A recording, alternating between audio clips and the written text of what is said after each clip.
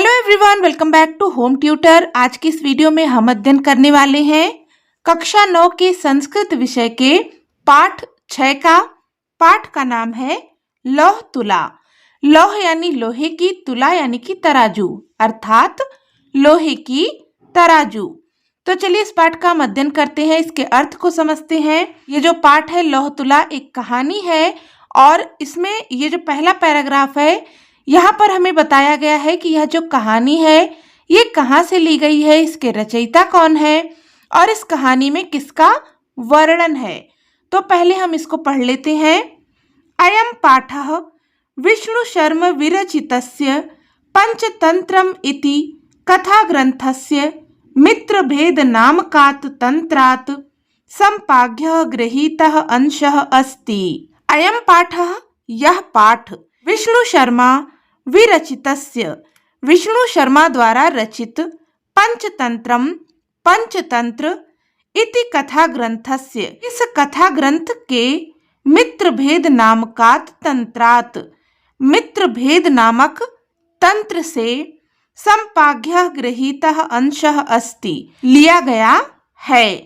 अस्याम कथायाम एकः जीर्णधन नामकः वणिक् विदेशात् व्यापारं कृत्वा प्रति निवृत्य न्यासरूपेण प्रदत्तां तुलां धनिकात् प्रति याचते।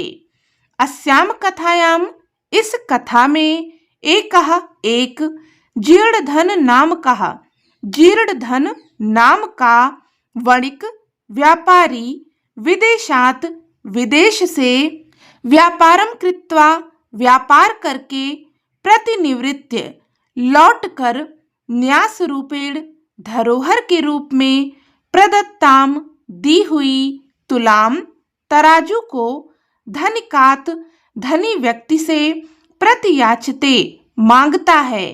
इस कथा में एक जीर्णधन नाम का व्यापारी विदेश से व्यापार करके लौटता है और धरोहर के रूप में दी हुई अपनी तराजू को एक धनी व्यक्ति से मांगता है। परश्च सह धनिका वदति यत् तस्य तुला तु मूषिकैः भक्षिता, ततः सा वणिक् धनिकस्य पुत्रं स्नानार्थं नदीं प्रति नयति, तं तत्र नीत्वा च सः एकस्यां गुहायां गोपितवान्। परश्च, इसके पश्चात, सह वह, धनिकः सेठ, वदति कहता है, इसके पश्चात वह जो धनी व्यक्ति था, जो सेठ था, वह कहता है यत् कि तस्य तुलाम, तुम्हारी तराजू, तो मूषकैः, चूहों ने, भक्षिता, खा ली। वह धनी व्यक्ति कहता है कि तुम्हारी तराजू तो चूहों ने खा ली।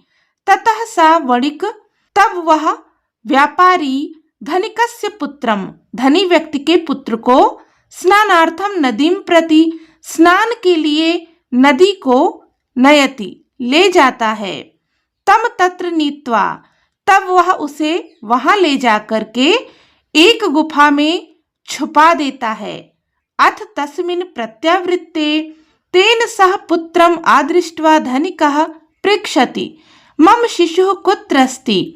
अथ तस्मिन्, इसके पश्चात, उसके, प्रत्यावृत्ते, लौटने पर, तेन सह, उसके साथ, पुत्रम, पुत्र को, आदृष्ट्वा, ना देखकर, धनिकः, वह धनी व्यक्ति, पृच्छति, पूछता है, मम शिशुः, मेरा पुत्र, कुत्र अस्ति, कहाँ है।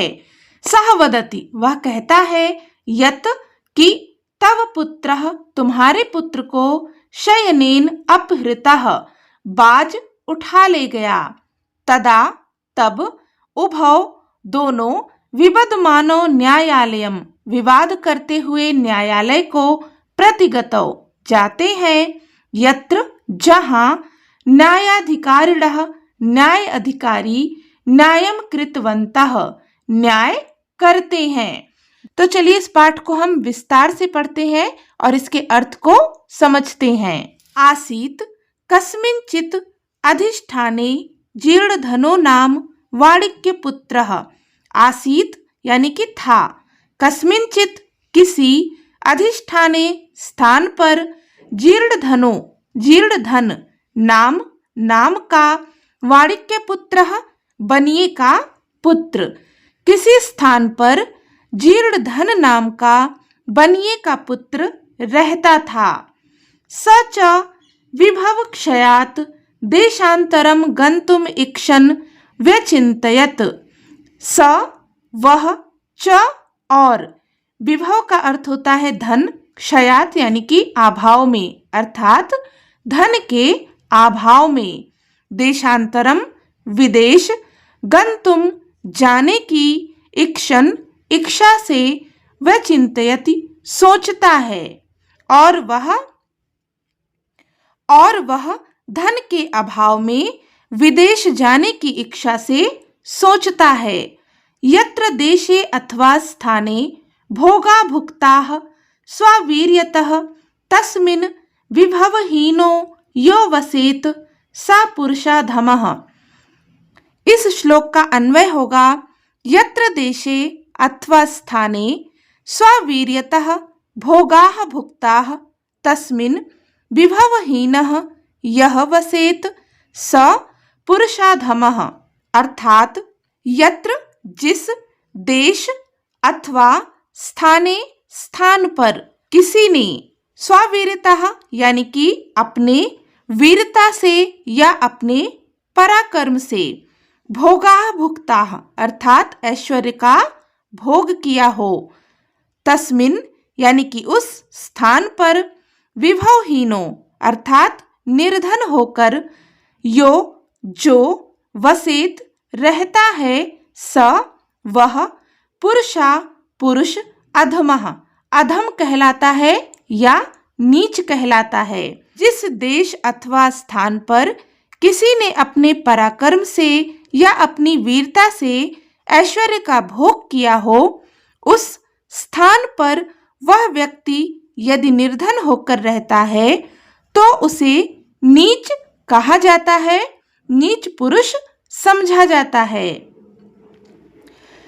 तस्य च गृहे लौह घटिता पूर्व पुरुषो उपार्जिता तुला आसीत।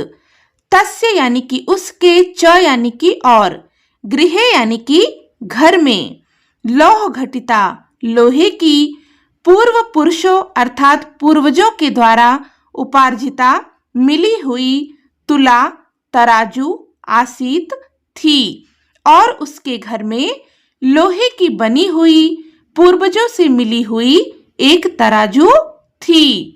ताम च कस्यचित् श्रेष्ठिनो गृहे निक्षेप भूताम कृत्वा देशांतरम प्रस्थितः।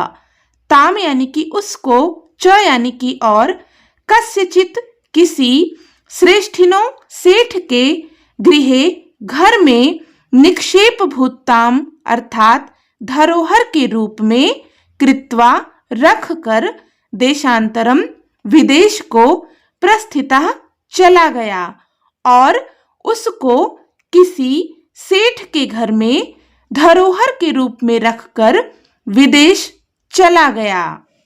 तो जो बनिया था उसके घर में उसके पूर्वजों के द्वारा दी गई एक लोहे की तराजू थी, जिसे वह किसी सेठ के घर में धरोहर के रूप में रखकर विदेश को चला गया। ततः सुचिरम कालम देशांतरम यथेक्षया भ्रांत्वा पुनः स्वापुरम आगत्य तम श्रेष्ठिनम अवदत्। भो श्रेष्ठिन दीयताम में सा निक्षेप तुला। ततः यानी कि इसके पश्चात, सुचिरम कालम अर्थात लंबे समय तक, देशांतरम विदेश में, यथा इच्छया अपनी इच्छा के अनुसार, भ्रांत्वा भ्रमण करके, पुनः दोबारा, स्वापुरम अपने नगर, आगत्य आकर, तम उसने, श्रेष्ठिनम सेठ से, अवदत कहा। इसके पश्चात लंबे समय तक दूसरे देश में अपनी इच्छा अनुसार भ्रमण करके पुनः अपने नगर आकर उसने सेठ से कहा, भो श्रेष्ठिन, हे सेठ, दीयताम दे दीजिए, मैं मेरी, सा वह, निक्षेप तुला यानी कि धरोहर के रूप में रखी हुई तराजू। वह व्यापारी बोला कि हे सेठ, मेरी वह तराजू जो मैंने धरोहर के रूप में दी थी उसे दे दीजिए। स अवदत, वह बोला। वह कौन? सेठ। सेठ बोला, भो, अरे, ना अस्ति सा, ना यानी कि नहीं, अस्ति यानी कि है, सा यानी कि वह नहीं है। तव दिया तुला मूषकहि भक्षिता इति, तव यानी कि तुम्हारी, दिया यानी कि दी हुई, तुला यानी कि तराजू, मूषकहि यानी कि चूहों के द्वारा, भक्षिता यानी कि खा ली गई है। सेठ ने कहा कि अरे, वह नहीं है, तुम्हारी दी हुई तराजू चूहों ने खा ली है।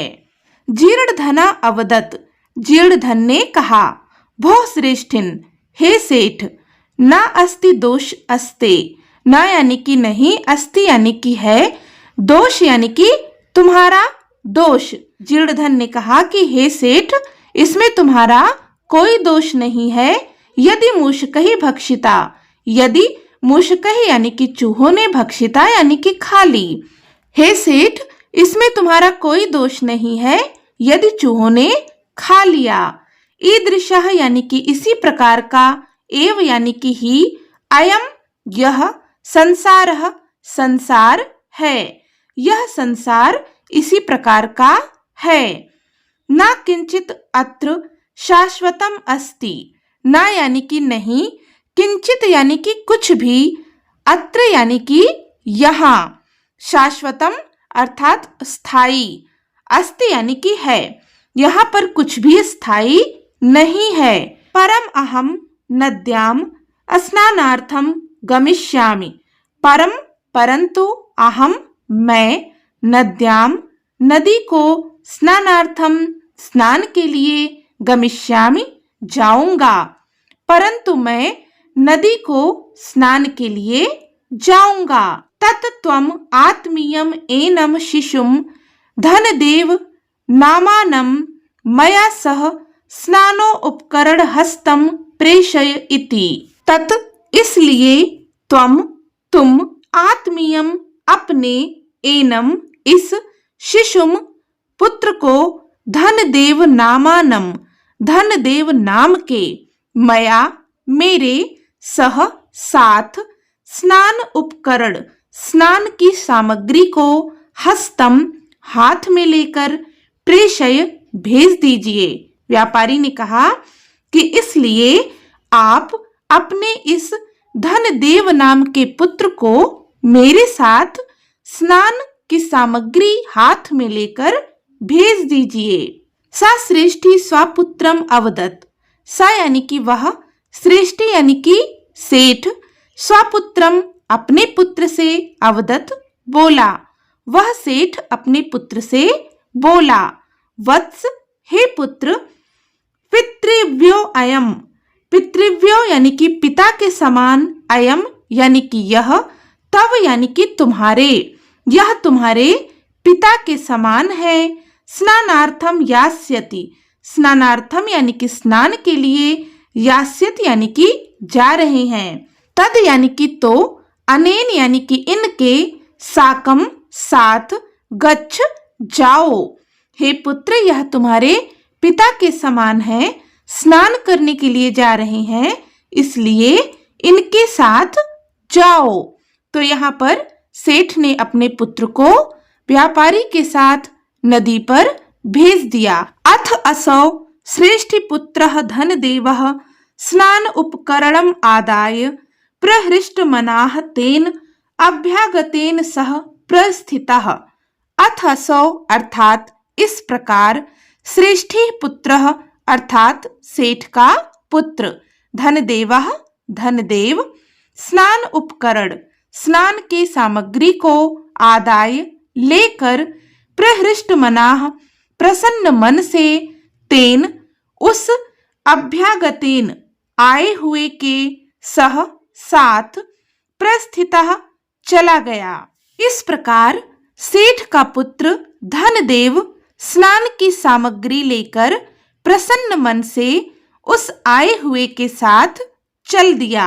तथा अनुष्ठिते अर्थात तब अनुष्ठान करके सा वह वणिक व्यापारी स्नात्वा स्नान किया, तम उस शिशु को गिरि गुहायाम पर्वत की गुफा में प्रक्षिप्य छिपाकर तद्वारम उसके द्वार को वृहद बड़े शिलायाम पत्थर से पिधाय ढक कर सत्वरम जल्दी से गृहम घर को आगता आ गया। तब अनुष्ठान करके वह व्यापारी स्नान करके उस बालक को पर्वत की गुफा में छिपाकर उसके द्वार को बड़े से पत्थर से ढककर जल्दी से घर आ गया। सह श्रेष्ठी पृष्ठवान, सह यानी कि वह, श्रेष्ठी यानी कि सेठ, पृष्ठवान यानी कि पूछा। वह सेठ पूछा, भोः अरे अभ्यागत आए हुए, कथ्यताम कहो, कुत्र कहाँ है, मैं मेरा शिशु पुत्र, यह जो त्वया तुम्हारे सह साथ नदीम नदी को गतः गया हुआ था। तब उस सेठ ने पूछा कि अरे आए हुए, कहो मेरा पुत्र कहाँ है जो तुम्हारे साथ नदी को गया था। स अवदत, वह बोला, वह कौन, व्यापारी। व्यापारी बोला, तब यानी कि तुम्हारे पुत्र यानी पुत्र को नदी तटात नदी के किनारे से शयनेन यानी कि बाज, हृता यानी कि उठा ले गया। तब वह व्यापारी बोला कि तुम्हारे पुत्र को नदी के किनारे से बाज उठा ले गया। श्रेष्ठी अवदत, सेठ बोला, मिथ्यावादिन, मिथ्या यानी कि झूठ, वादिन यानी कि बोल रहे हो, किम यानी कि क्या, क्वचित यानी कि कोई, शयनो यानी कि बाज, बालम यानी कि बालक को, हर तुम यानी कि उठाने में, शक्नोति समर्थ हो सकता है। सेठ ने कहा कि तुम झूठ बोल रहे हो, क्या कोई बाज बालक को उठा सकता है। तत् यानी कि तो, समर्पय दे दो, मैं मेरा सुतम पुत्र, अन्यथा नहीं तो राजकुले राजकुल में निवेदिष्यामि निवेदन करूंगा। सेठ ने कहा कि तो मेरा पुत्र दे दो, नहीं तो मैं राजकुल में निवेदन करूंगा। स अकथयत, वह बोला, वह कौन, व्यापारी। व्यापारी बोला, भो सत्यवादिन, अरे सच बोलने वाले, यथा यानी कि जिस प्रकार, शयनो यानी कि बाज, बालम बच्चे को, न यानी कि नहीं, नयत यानी कि ले जा सकता है, जिस प्रकार बाज बालक को या बच्चे को नहीं ले जा सकता है, तथा उसी प्रकार मूषका चूहे अपि भी लौह घटिताम लोहे की तुलाम तराजू को न नहीं भक्षयंती खाते हैं। वह व्यापारी बोला कि अरे सत्यवादी, जिस प्रकार से बाज बालक को नहीं ले जाता है, उसी प्रकार चूहे भी लोहे की तराजू को नहीं खाते हैं। तदर्पय, तब दे दो, मैं मेरी तुलाम तराजू को, यदि दारकेण, दारकेण यानी कि पुत्र से, प्रयोजनम यानी कि मतलब है, तब मेरी तराजू दे दो यदि पुत्र से मतलब है। एवं विवदमानौ तौ द्वा अपि राजकुलम गतौ, एवं यानी कि इस प्रकार, विवदमानौ यानी कि झगड़ते हुए, तव द्वा अपि वे दोनों, राजकुलम राजकुल को, गतौ गए, इस प्रकार से झगड़ते हुए दोनों राजकुल को गए। तत्र श्रेष्ठी तार स्वरेण अवदत, तत्र यानी कि वहां, श्रेष्ठी यानी कि सेठ, तार स्वरेण यानी कि तेज आवाज में, अवदत बोला, वहां सेठ तेज आवाज में बोला, अरे लुट गया मैं, लुट गया मैं, अब्राह्मण्यम अर्थात अन्याय है, अनेन चौरेण मम शिशु अपहृतः इति, अनेन यानी कि इस, चौरेण यानी कि चोर ने, मम यानी कि मेरे, शिशुः यानी कि पुत्र को, अपहृतः चुरा लिया। जब दोनों राजकुल पहुंचे तो वहां पर जो सेठ था वह जोर से चिल्लाते हुए बोला कि अरे मैं तो लुट गया, मैं तो लुट गया, घोर अन्याय है, इस चोर ने मेरे पुत्र को चुरा लिया। अथ धर्म अधिकारिणः तम अवदन्। अथ यानी कि इसके पश्चात, धर्म अधिकारिणः धर्म के अधिकारी ने, तम उससे, अवदन् कहा, समर्पयताम श्रेष्ठी सुतः। अरे समर्पयताम अर्थात दे दो, श्रेष्ठी यानी कि सेठ का, सुतः पुत्र। तब वहां पर धर्म अधिकारियों ने उससे कहा कि अरे सेठ के पुत्र को लौटा दो या सेठ के पुत्र को दे दो। स अवदत् उसने कहा, किम करोमि, किम यानी कि क्या, करोमि यानी कि करूं, क्या करूं। पश्यतो यानी कि देखते हुए, मैं यानी कि मेरे, नदी तटात यानी कि नदी के किनारे से, शयनेन बाज, शिशुः बच्चे को, अपहृतः उठा ले गया। वह व्यापारी बोला कि मैं क्या करूं, मेरे देखते हुए नदी के किनारे से बाज बालक को उठा ले गया। तद श्रुत्वा ते अवदन्, उसे सुनकर वे बोले, भो अरे, भवता यानी कि आप, सत्यम यानी कि सत्य, ना अभिहितम नहीं कह रहे हैं, किम क्या, शयनः यानी कि बाज, शिशुम यानी कि बच्चे को, हर्तुम यानी कि उठाने में, समर्थो समर्थ, भवती होता है। उसको सुनकर वे बोले कि अरे आप सत्य नहीं कह रहे हो, क्या बाज बच्चे को उठाने में समर्थ हो सकता है। स अवदत् उसने कहा, भोः भोः अरे अरे, श्रूयताम यानी कि सुने, मद यानी कि मेरे, वचः यानी कि वचन को, अरे अरे मेरे वचन को सुने। तुलाम लौह सहस्रस्य यत्र खादन्ति मूषकाः राजतंत्र हरेच्छयेनो बालकम न अत्र संशयः।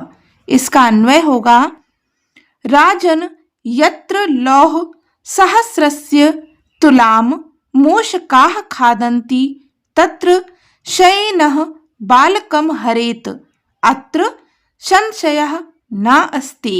राजन यानी कि हे राजा, यत्र जहाँ, लौह सहस्रस्य अर्थात 1000 किलो लोहे की, तुलाम तराजू को, मूषकाः चूहे, खादन्ति खा सकते हैं, तत्र वहाँ, शयनः बाज, बालकम बालक को, हरेत उठा सकता है, अत्र यहाँ पर, संशयः संदेह, न अस्ति नहीं है। वह व्यापारी कहता है कि हे राजन, जहाँ पर 1000 किलो लोहे की तराजू को चूहे खा सकते हैं, वहां पर बाज भी बालक का अपहरण कर सकता है, इसमें संदेह नहीं है।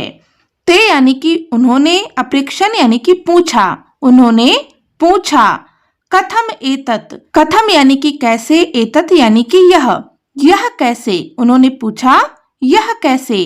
ततः यानी कि तब, स यानी कि उस, श्रेष्ठी यानी कि सेठ ने, सभा नाम अग्रे अर्थात सभासदों के सामने, आदितः यानी कि शुरू से, सर्वम यानी कि पूरी, वृतांतम यानी कि कथा को, न्यवेदयत कहा। तब उस सेठ ने सभी सभासदों के सामने शुरू से पूरी कथा को कहा।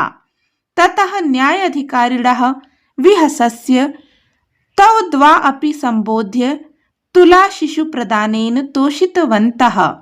ततः यानी कि इसके पश्चात न्यायाधिकारियों ने, विहसस्य हंसा या हंसकर, तौ द्वा अपि उन दोनों को, संबोध्य समझा बुझाकर, तुला तराजू, शिशु प्रदानेन और बालक का आदान प्रदान करके, तोषितवन्तः प्रसन्न किया। तब उस सेठ ने सभी सभासदों को शुरू से पूरा वृतांत सुनाया कि कैसे क्या हुआ था, और इसके पश्चात वहां पर जितने भी न्यायाधिकारी थे उन लोगों को हंसी आ गई तो उन्होंने हंसकर उन दोनों को समझा बुझाकर तराजू और शिशु का आदान प्रदान करके प्रसन्न किया।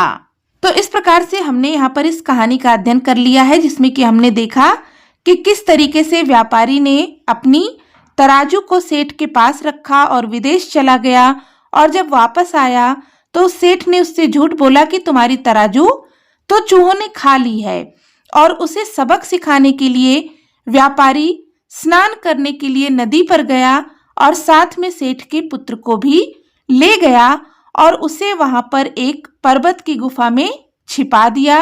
और जब वो वापस आया तो सेठ ने देखा कि उसका पुत्र उसके साथ नहीं है, और इस बात पर दोनों में झगड़ा होने लगा। फिर दोनों न्यायालय पहुंचे और वहां पर न्यायाधीशों ने जब पूरी बात सुनी तो फिर उनका एक दूसरे के साथ आदान प्रदान कराया, यानी कि सेठ का बेटा उसे लौटा दिया और व्यापारी की तराजू उसे लौटा दी, और इस प्रकार से न्याय करके उन दोनों को वहां से भेज दिया। तो इस पाठ से संबंधित कोई भी डाउट हो तो आप कमेंट करके पूछ सकते हैं। इसके प्रश्न उत्तर को हम करेंगे अपने अगले वीडियो में। मिलते हैं नेक्स्ट वीडियो में, तब तक के लिए take care and bye bye.